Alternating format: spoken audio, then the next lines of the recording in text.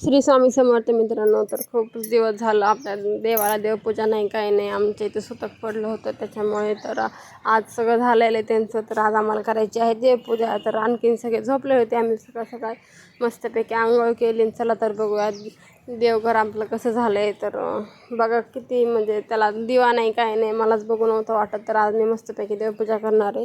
तर नंतर देवपूजा कंप्लीट झाली, पूर्ण जेवण बिवण झालं. म्हणलं आता पटकन साड्या पिको फॉल करून घ्याव्या जेवढ्या आहेत तेवढ्या. नंतर जायचं होतं मला 2 वाजता पेपरला. आता नंतर पेपरसाठी रेडी झाले आणि निघाले. यांना तर खूपच ऊन लागते, त्याच्यामुळं टोपी रुमाल 2-2 घातलं होतं. त्यांची गाडी काढेपर्यंत मी मस्तपैकी बोकड्याचा सोबत व्हिडिओ काढत बसले होते. नंतर आम्ही गेलो होतो कॉलेजमध्ये. तर हे बीडमधलं कोणतं कॉलेज आहे तुम्हाला माहीत असेल तर कमेंट करा. तर नंतर पेपर सुटला आणि घरी आलो. दुर्वाल ते काय मम्माला बघून आनंदच होत नाही वाटतं. मस्तपैकी मला बघितलं आणि तिकडं बघते. मी नसताना पण तिला घरचे एकदम छान प्रकारे सांभाळतात, त्याच्यामुळे तिला माझी उणीव भासत नाही. तर मस्तपैकी नंतर सर्वांना चहा करून दिला.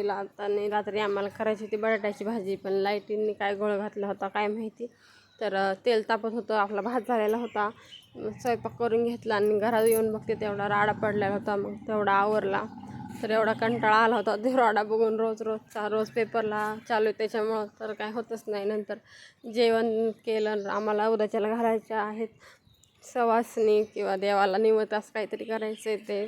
तर परवा दिवशी आमचा कार्यक्रम आहे, त्याच्यामुळे तर पुरण करून ठेवायचं, त्याच्यासाठी तयारी चालू होती. आणि मी दोरवाल झोपू घालायला आले रात्रीच्या 10:30 वाजता. तर यांचं चाललं होतं पाणी मारायचं ह्या दोघांना. तर काय ते कामच लागले. तर असं होतं माझा आजचा